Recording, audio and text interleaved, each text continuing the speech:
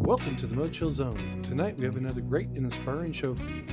Tonight, Rolon fills in for MoChill and he sits down with his good friend Dunie to talk about his life and how he became the man he is today. You really don't want to miss this inspirational story. As always, if you miss any of our previous episodes, please visit us on Instagram and Facebook for the online release dates of those episodes. Welcome to the MoChill podcast. My name is Rolon, representing Total Confirmation. We have the one and only Sacktown's finest, not saying it lightly, Big John Winham, aka Big Dunie. Thank you, brother, for coming. Thank you, brother. We appreciate you. We appreciate you. It's been a long time coming. That's humbling, man. Yes, sir. Yes, sir. I graciously accept that, man. Yes, sir. So just to start off, good brother, can you tell us a little bit about yourself? Exactly. I can say one thing, but you can say it better than I. Who you are, where you from, and what you would like to say to the audience tonight. I'm God's child first. All right. And I'm my mama's baby. All right. And everything that I am is because of her. That has to be said first. You know what I'm saying? I can appreciate that. I have to honor her, man, because if it was no her, no me, bro. That part. Everything that I am is because of her. That part. I'm a man that's focused and driven due to my past experiences. I'm on a journey to make sure no child experiences nothing that I experienced in my childhood. I can dig it. Penitentiaries, YAs, juvenile, youth authorities.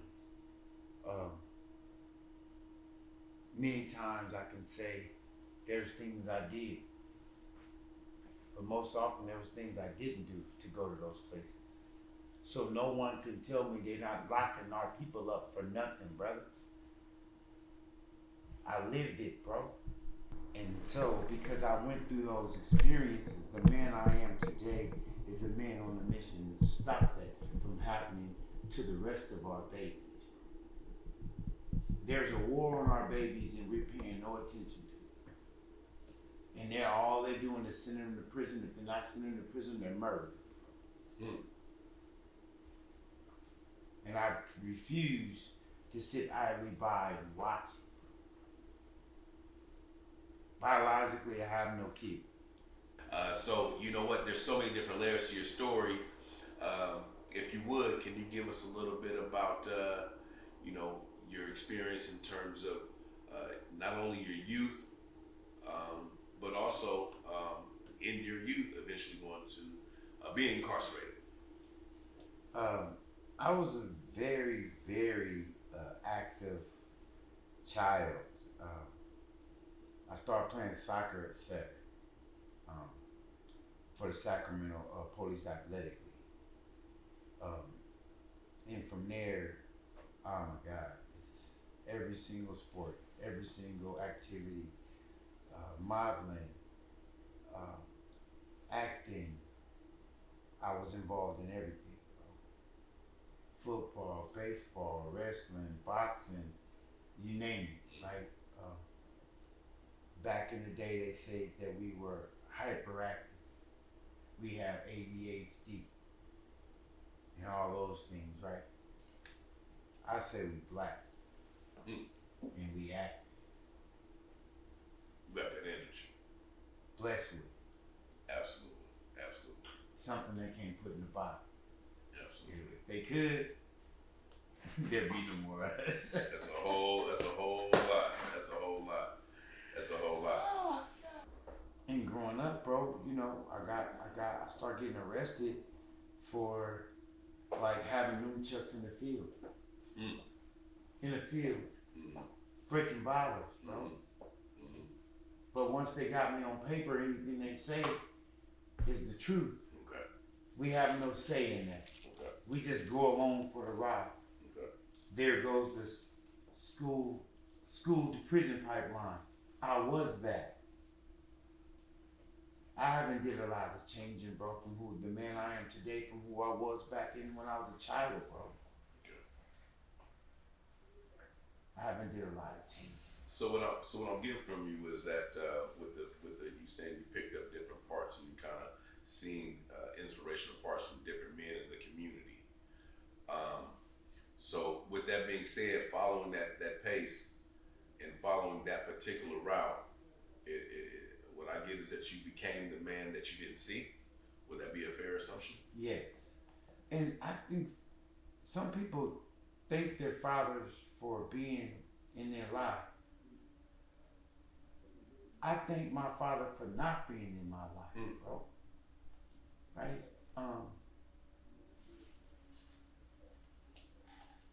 I don't know what would have became of me had he stayed in my life, bro. Right? I know I love the man that I became today. And I figured as long as I do direct opposite of what he did, I'll be a damn good man, bro. And I vow never to be nothing like my father, bro. And I'm holding true to that, bro. And just like those kids, you know, I was telling you, when I was a kid, I was watching the adults, bro. I identify. I was watching the adults. So I know kids is watching me, bro. I can't take a minute off. I can't take a second off, bro. I gotta stay being a model to those kids that's watching me that I don't know is watching me, bro. Have you ever had the opportunity to have that conversation with your father where you were able to bring? Oh, bro. And how was that experience? Fit there right there. It was in 2007, right? My last interaction with my father, I was 16 in '86, and I was on the run for a murder, right? So I went back home, which is, I was born in San Francisco. Okay. So I went back home, and my father was there. So I went to visit him. And you know, Sacramento get down different than the Bay Area. Absolutely. So my auntie asked me to go stay the night at my father's, just give him a chance. Mm-hmm. My auntie, may she rest in peace. My Aunt Margie, that was my mom too. You know what I mean? Okay. So anything she asked me to do, bro, I do it. Okay. She said, give my brother a chance. He wants to know his son. I'm the junior. Mm-hmm. So I said, I'll go see him. Went to Sunnydale, stayed the night. Woke up in the morning, and I look out the window. Now I'm in San Francisco, and I see some kids playing in some blue khakis and a blue and white Pinot. Familiar. Man, I'm like, these kids got my clothes on, dog. Okay. They don't get out like that. So I go down there, I go tell dude, my father, about that, and he got at me like I was out of pocket for these kids. I don't even know these kids. I'm just there to visit him. I wake up in the morning and they're out playing in my clothes. Right? But now, mind you, I don't have no good memories of him. Okay. At all. Okay. All I know is that I heard stories of him putting his hand on my mother. So I never liked him. When I remember him putting his hands on me, I never liked him. Fair. Never. And it was the reason, like I told you, I became Dunie. Okay. That's what created me, is not having a father and having all women in my life. And I vowed to never allow another man to do anything to no woman in my family or no woman in my presence, period. So now this boy becomes a man. Okay. Way too soon. You know what I mean? At what age would you say, it's a two-part question, I want to get off into that one aspect first. Mm-hmm. At what age would you say, sounds like your childhood passed pretty quick and you stepped into maturity, so at what age would you say that you kind of began to disconnect from your childhood? 12. Mm-hmm. On mascot and warrior. Okay. You know, was there a particular incident that kind of took you from? Well, like I was playing for SAC United. I was 12 years old, playing for SAC United, soccer league, playing for 18 and over, bro. And my sister, my older sister Kathy, that's my master's. That's my heart. She had moved with her husband to Germany, and they heard about me playing soccer in Germany. So a brother came out to meet me in Sacramento and wanted to take me to Germany to play soccer. My mother didn't allow. Okay. You know what I mean? But at that time, in my young kid mind, when my sister was leaving, I'm thinking she was leaving because something I heard that happened to her in the family.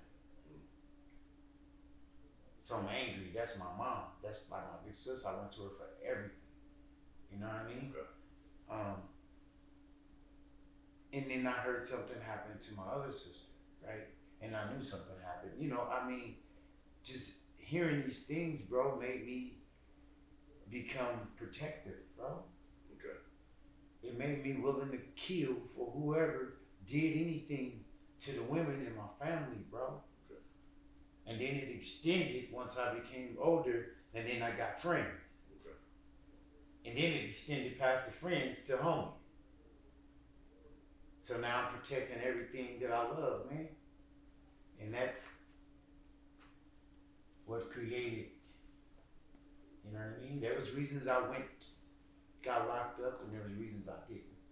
So let's go from the young man that didn't get that opportunity to explore Germany and kind of, you know, stepping into your dreams. So that obviously had an impact. In what ways will you say that things started to change from that point? I started finding myself coming in contact because of my, you know, I mean, if something happened to my nephew, bro, or my niece, bro, I am the police, bro. I signed You up gonna take for care that. of it. I signed up for that. And I wasn't running from it. I felt that was right. I always felt that the police was late, bro. I felt that they always showed up with a clipboard, bro. Nah, bro. Nah. I think I was exposed and seen a lot, bro, as a kid, bro. And it made me kind of hateful towards men. Okay. Towards older men. Okay. You know what I mean? Okay. Would you say that had much to do with the amount of productive or positive men that were in your life at that time, or the lack thereof? Yeah, the lack thereof. I was on both sides of the fence because I'm in 29th Street, right? From Charlotte to 29th Street, right? 29th Street, Charlotte, and back to 29th Street because I came to Sacramento on 77. Okay. And we moved to 29th Street. Okay. And we moved to Oak Park in 80. Okay. We stayed there from 80 to 82, and then we moved back to 29th Street. Okay. You know what I mean? Okay. So during that time, bro, I had coaches and scouts. I was living with teachers, bro. Scouts and coaches. I was living with coaches. I was being pampered and taken out. They had an interest in me, bro. So I got to see what that side like that had. Okay. But I had to go home, right? And we didn't have what they had. So I got to see both sides. And I learned to appreciate first where we come from, bro. I appreciate not having, bro. So now that I have, I truly can be grateful and thankful for what I do have now. Absolutely. You know what I mean? But being it was hard, bro. I was getting positivity from this side, the teachers and scouts, but they didn't look like the people I wanted to look like to accept that help, bro. I wanted someone from where we was from giving me some positive stuff, right? Black male figures, bro. Okay. I didn't want white male figures giving me anything, bro. I wasn't receiving that, bro. I received what I received from this community. And it was nothing, bro. I remember what I didn't have. Okay. And I remember what I did have. Okay. Right? So that's what made me who I am today, bro, and why I do what I do, bro. Okay. We gotta fill them voids, bro. We know what we wanted as young boys, bro. And so we gotta be stepping up and giving that, bro. We don't have no right not to, bro. You know what I'm saying? I imagine if I had that black male figure in my life at that time, at 12 years old, bro, I already knew what I wanted to do, bro. So let's elaborate on what you always wanted to do, because again, your record, gang affiliation, community you from, that is a side that I'm sure with time will continuously be explored, but we get an opportunity to really see in the heart of John, of Dunie. Mm-hmm. Even before I go forward, can you tell us the history on the name Dunie? Oh man, that's from my mother. Unfortunately, I didn't learn how to walk until I was 3. From the time I first got up, I ran everywhere I went till I was 3 years old. I didn't walk, I ran until they got me that dune buggy. Okay. You know what I mean? Okay. It slowed me down, right? Okay. And once I learned how to walk, it felt good. I didn't know how to walk. Okay. The only time I walked was on the dune buggy, right? Yeah. So I wouldn't go nowhere without it, bro. Period. I went back in Geneva Towers in San Francisco when the apartment was burning down to go get my dune buggy, bro. I was 3, bro. Wow. Y'all heard it here first, man. I'm sure you ain't never heard it before. You heard it here first.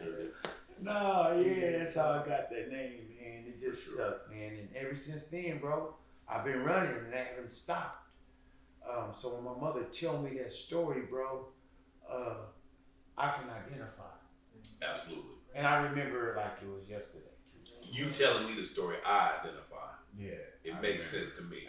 I can see it. Yeah. I got a son named Dune Dunie. buggy. Yeah, He moved that way, and it's a very much so a kindred spirit. Yeah. Hands down, no doubt.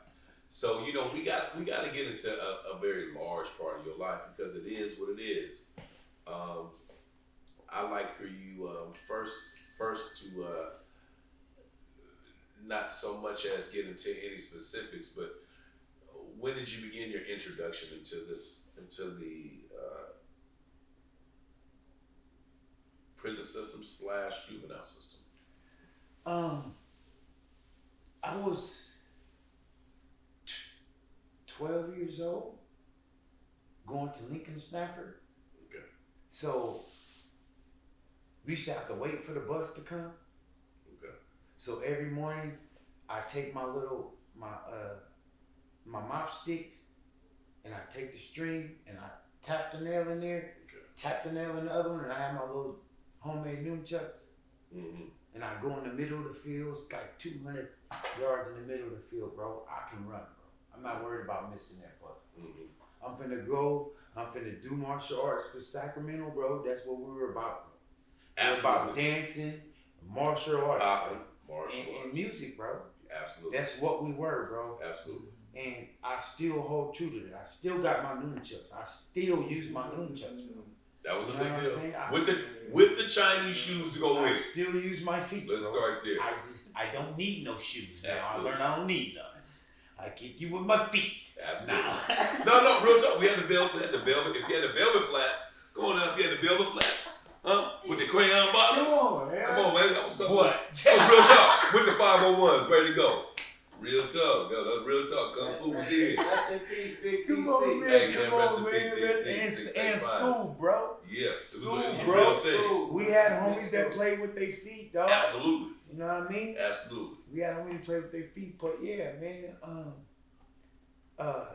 I was in the field, bro, and an officer drove up the field, and it's a trip to me because no cars go out there, and the grass is about this high and it's brown.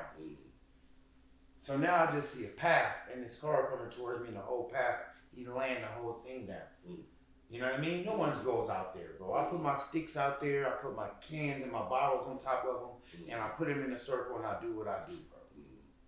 The man pulled up on me, asked me what I'm doing. I'm like, what does it look like I'm doing, bro? I'm in the middle of the field by no one is nowhere close to me, bro. Right? On 47, in the back of the field behind 7-Eleven. Right? I'm waiting for the Lincoln Stafford bus, right? The police pull up and he with the bull. He like, what do you got? I said, bro, mop sticks, bro. He said, no, them are nunchakus. I said, nunchakus. I said, bro, these are just sticks. He said, no, I don't do that. And I just pulled them apart and threw them on the ground and he picked them up. And he says, oh no, these are nunchakus. He said, again, I'm asking you, what are you doing? I said, that's my bus right there. I'm waiting for my school bus. Can I catch my school bus? He says, oh no, you're not gonna catch my school bus. And from that point on, bro, and when they took me to juvenile hall, it's been whatever they say, bro. It's whatever your probation officer say after that. It's not even you breaking no laws or anything. It's just your probation officer said this, and they gonna lock your ass up. So you went to juvenile hall first time God. over nunchucks. The man said I was walking through the neighborhood brandishing nunchakus. That's how the report written up. Not I was in the field all by myself. You know what I mean? Okay. It's always how they tell the story, bro. Our community is fascinated on how they tell the story, bro. Absolutely. And they believe anything they say, bro. Absolutely. We believe people that show that they don't give a damn about us, bro. And I don't understand. I don't understand, bro. You know, when hearing you speak about the lack thereof of elders in our community, that authority in that position, I imagine that you out there being the person you were using nunchucks, I think it's safe to assume it was a white officer coming out there. Oh, for sure. Criminalizing you out by yourself. A lot of people don't realize how that shapes a man, how that shapes a black man. Oh, once you get on paper, they can do anything they want to you, bro. And we gonna get They call you a ward of the court, which means you no longer have custody. Your mother no longer have custody of you. We can take custody of you whenever we want to. You don't have to commit a crime. We just say you violated probation. In a childhood, starts transforming into something different. Yeah. And the animosity comes to exist, right? Oppression, bro. Oppression, bro. Since the age of 12, bro, to the age of 52, I was oppressed, bro. I was under somebody's system, bro. Being controlled by somebody's system, told what I can and what I can't do as a man, bro. From 12 to 52 until I got off parole, bro. To the day I met that white officer at 12 in 1982 to 2021, bro. 40 years. 40 years. Bro. It's what would be the difference of going through that slavery, physical and psychological slavery of incarceration, right? Than us being out there in the field, on the plantation, in the cotton field. What's the difference? Agreed. Only only difference is we being controlled by the police. Back then, we was controlled by the militia. In the corporation. Agreed. So as I kind of shared with others, the audience earlier, I've had the blessing of, at one of the most trying times of our lives, we're able to spend together and have these long conversations. Again, quite a blessing. With that being said, you know, one thing that I've seen, the difference between slavery, you posed a question, you said, you know, in terms of being slavery, is that one thing that I was able to see from one of my childhood idols, a man that I admire and respect even to this day, is inside, you had a freedom about yourself. And I seen that, you know, your life aligned in preparation for what I see today. And so what I want to know is, you know, how would you begin to explain how that struggle matured you? How dealing with that adversity of incarceration, how did it mature you? Well, for me, I'm claustrophobic. Very claustrophobic. I couldn't even get my x-ray done yesterday because I couldn't stay in the machine for 15 minutes. Mm-hmm. I wasn't in prison for 31 years. I was in a monastery, bro. A higher learning of self, others, and God, bro. I was on a mission, dog. To change me, to make me better. How can I allow myself to get in the snares of the hunters, bro? I always knew I was prey, bro. I always knew we was all prey, bro.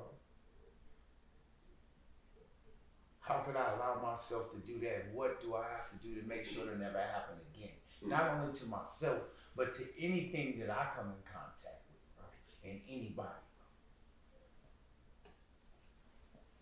So I was in there trying to learn all the things that they didn't put in the law books. Okay. You know what I mean? I was trying to learn the things that laws were saying but not saying, and who they were speaking to. And as a young man, I found that they got white laws and they got black laws. Okay. There's a difference. White rules, black rules. Yeah. But the difference is, white guy do 16 months, 2 years, or 3 years for accessory. Black man does life. Black man does the exact same sentence, all 10 of y'all, as the actual perpetrator. All y'all get the same sentence. He gets life without, y'all getting life without. For the same thing that these white guys get accessory after, before, or during the fact. Fairness matters. But yeah, I learned a lot, bro. And I love the man that I became, bro. And they looking at us like, you men went to prison. They locked babies up, and we grew up and became who we are, men. We didn't do no different than people out in the free world did, right? But the difference is with us men in prison, I realized once I paroled, there was more people in prison out here in the free world than was inside behind the wall, bro. Arrested development. Bro, no one needs help out here. Everybody's okay because they didn't never go to prison. That's the barrier. Don't go to prison and we okay. Let's talk about it. Right? I seen brothers inside doing the work on themselves, bro. Okay. Trying to better themselves, bro. Trying to become better men, better father, bro. better people in the community, bro. That was a community, bro.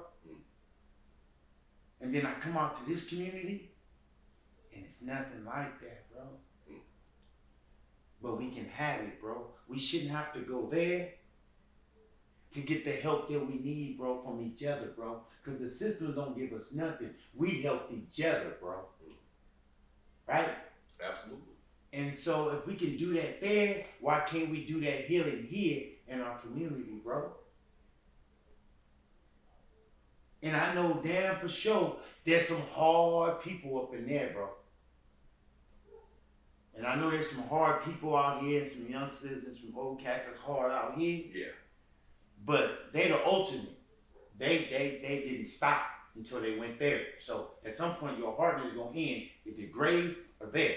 Okay. So if you out here, you have a chance to heal, bro, and not go there or to see the grave, bro.